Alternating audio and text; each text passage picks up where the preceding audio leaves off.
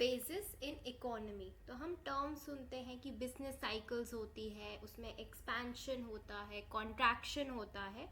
तो ऐसे ही इसे डिटेल में देखने के लिए we have certain phases in economy. First अगर हम ज़ीरो से स्टार्ट करें, ये हमारा ग्राफ है, ज़ीरो से स्टार्ट करें तो फर्स्ट हम देख रहे हैं कि इकोनॉमी एक्सपैंड कर रही है, इंक्रीज हो रही है, पॉजिटिव ग्रोथ है, मीन्स एक्सपेंशन का फेज है, प्रोडक्शन ज़्यादा होगा तो we will see growth denoted in green. फिर उसके बाद हमेशा कोई इकोनॉमी ग्रो करे वो इम्पॉसिबल है, तो थोड़ा स्लो डाउन भी आएगा, means it is still growing but उस पेस से नहीं जा रही है, थोड़ी सी कम हो रही है। जैसे पहले 0 से 1 हुई, फिर 2 हुई, फिर 3 हुई, बट वो वापस 2 की तरफ जा रही है। तो it is growing but there is growth in production but fall in growth rate. When growth rate कम हो रही है तो उसको हम बोलते हैं slow down. Slow down is again positive ही है, ग्रोथ है बट ग्रोथ रेट कम है, so we have less growth rate GR। फिर उसके बाद क्या होगा, जब परसिस्टेंट स्लो डाउन चलता रहेगा इकोनॉमी में तो एक फेज आएगा, उसको हम दिखाएंगे कि अब वो और नीचे जाता जा रहा है, अब वो इस ज़ीरो के भी नीचे चला गया, तो it is going under your recession. So this white curve is your recession, हम इसको रिसेशन बोलेंगे। इसमें क्या होता है कि नेगेटिव ग्रोथ, इसमें नेगेटिव ग्रोथ है, so I am writing negative growth for 2 successive quarters, for 2 successive quarters. So this is important कि 2 सक्सेसिव क्वार्टर्स के लिए ग्रोथ इज नेगेटिव। फर्दर ये रिसेशन चलता रहेगा तो ये बन जाएगा depression, this will be termed as depression. Depression is further prolonged recession. So if recession persists longer, it will lead to depression. So this brown curve is your depression. और इसमें हमें क्या देखने को मिलता है, global meltdown. Global meltdown, we will say global meltdown in economy. इसमें बिल्कुल इकोनॉमी कॉन्ट्रैक्ट होती जा रही है रिसेशन में, डिप्रेशन में, फिर कभी ना कभी ये फेज जाएगा और रिकवरी होगी। रिकवरी का मतलब इट विल वापस इकोनॉमी विल बाउंस बैक, ऊपर आएगी जब ऊपर चढ़ना शुरू होगी। अब this yellow curve is for recovery, but recovery इतनी सिंपल नहीं है, recovery can be of various types.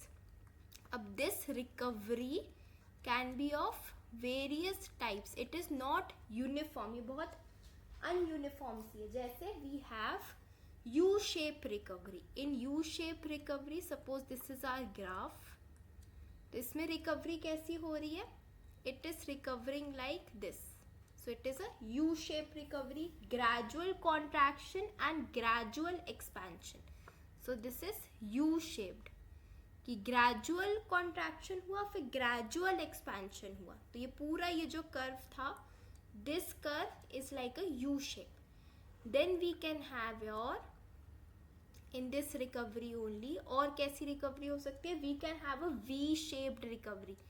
In this V shaped recovery sudden और सडन गिरा, सडन सर्ज, सडन गिरा एंड सडन उठा, तो we will term it as V-shaped recovery, V-shaped recovery. Then further in this only, और एक shape होती है W-shaped. Now we have W-shaped. In W-shaped ये V में एक बार था, W में ऐसा 2 बार होगा।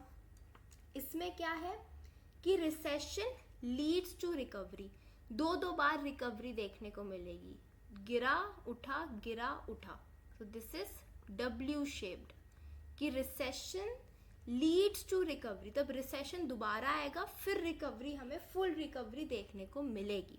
अब now next one is very special one, this is K shaped. K shaped and also important for Indian perspective. India के केस में कोविड आया तो उसके बाद जो रिकवरी हुई इंडियन इकोनॉमी की, it was termed as K shaped.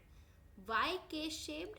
K is like कि पहले गिरा, कुछ रिकवर हो गया, कुछ सेक्टर्स रिकवर कर गए, उनकी प्रोडक्शन लाइन ठीक होगी, बट कुछ रिकवर नहीं कर पाए.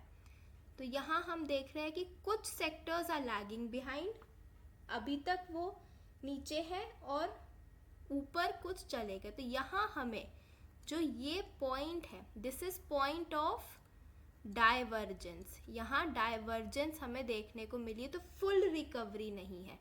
सो दिस इज योर के shaped recovery. Also this dotted line is for a reference, कि इस रेफरेंस से. So, if we analyze individual sectors of Indian economy, not all sectors experience the sudden surge, या फिर some उसमें से कुछ experience further down rates. तो सब चीज़ें recover नहीं करती that easily. Now we have been constantly speaking of two terms, expansion and हमारा contraction. So first expansion में क्या है, जो हमारी ग्रोथ रेट है GR इज इंक्रीजिंग, उससे क्या होता है, जो प्रोडक्शन है is increasing. Then we have employment of factor of production.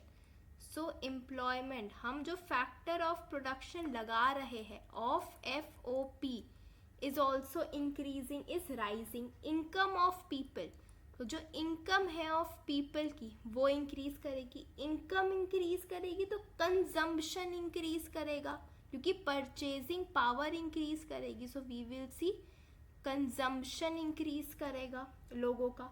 Demand of goods and services increase होगी. सो डिमांड ओवरऑल इंक्रीज होगी of goods and services. This demand will further boost the production line, की production और ज़्यादा होगा.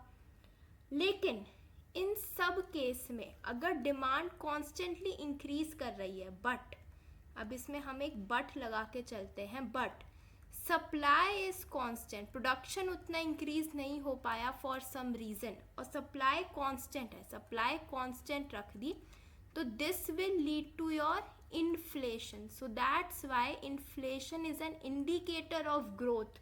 तो तभी हम inflation को नेसेसरी इविल भी कहते हैं. सो thus rising economy or any economy experiencing persistent growth is bound to face inflation. अब also persistent growth है with decent level of growth along with certain level of inflation. अगर growth हो रही है और certain level of persistent inflation है, so such growth is known as overheated growth. Overheated economy, उसको हम overheated economy कहते हैं. तभी जो रिसेशन होता है, जो डिप्रेशन आता है, उसमें हमने एक चीज़ बोली थी कि इसमें मेल्ट डाउन हो रहा है, global meltdown, due to economy was overheated. Overheated economy. अब ओवरहीटेड इकोनॉमी क्यों थी? क्योंकि जो ग्रोथ थी, ग्रोथ तो थी प्लस इन्फ्लेशन भी था, इन्फ्लेशन भी हमें देखने को मिल रहा था. तो उसका ऑपोजिट क्या होगा? Meltdown. तो ये जो ओवरहीट का मेल्ट डाउन होगा. So overheated economy is destined to witness meltdown, economic meltdown. सो हम क्या बोल सकते हैं कि इन्फ्लेशन इज इनएविटेबल. इन्फ्लेशन तो होगा ही, वो इनएविटेबल सा है. This inflation is inevitable. However inflation level को हमें देखना है, ओवरहीट नहीं होना चाहिए इकोनॉमी को. नाउ हम एक्सपेंशन का एक उल्टा वर्ड सुनते हैं which is contraction. We have contraction. Contraction में क्या होता है कि जो इकोनॉमिक एक्टिविटीज होती है, economic activities, these are shrinking. हमें श्रिंक देखने को मिलता है इन दिस इकोनॉमिक एक्टिविटीज. उससे क्या होता है? अनएम्प्लॉयमेंट.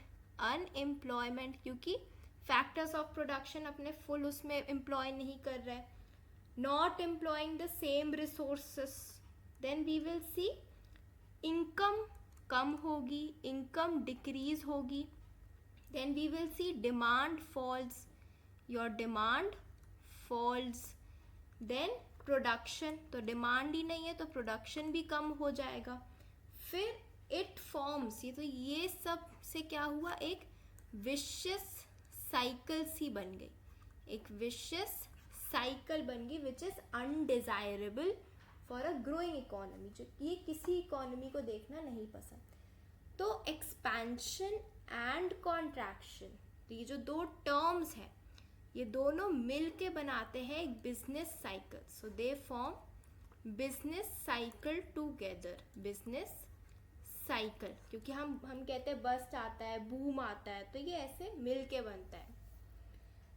अब मार्केट, हमने कहा था मार्केट इकोनॉमी कैपिटलिस्ट इकोनॉमी, वो काम तो स्पॉन्टेनियसली करती है, इट कैन रिकवर इटसेल्फ, क्योंकि जो बिजनेस साइकिल का हमने ग्राफ देखा कि ग्रोथ होगी, नीचे जाएगा, फिर उठेगा. अब इसके वेरियस पैटर्न्स थे, के शेप्ड था, डब्ल्यू शेप्ड था, यू शेप्ड था, वी शेप्ड था.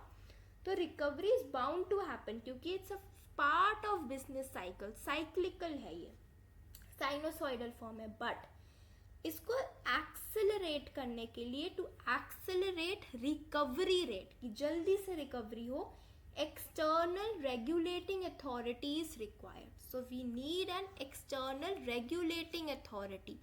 Here comes the RBI. तो RBI या फिर जितने भी सेंट्रल बैंक्स हैं उनको दिया जाता है काम टू कंट्रोल इन्फ्लेशन. क्यों? क्योंकि ओवरहीट ना हो economy. Major challenge for growing economies is to control और कंटेन इन्फ्लेशन. तो control unemployment and decreasing incomes, वो उसका फिर एक साइड इफेक्ट है, क्योंकि अगर इन्फ्लेशन कंटेन नहीं होगा तो रिसेशन आ सकता है, ग्लोबल मेल्ट डाउन हो सकता है, इकोनॉमी का मेल्ट डाउन हो सकता है, तो उससे अनएम्प्लॉयमेंट होगा, डिक्रीजिंग इनकम्स होगी. So that's why we need an authority, a central bank की वो इन सबको चेक रखे.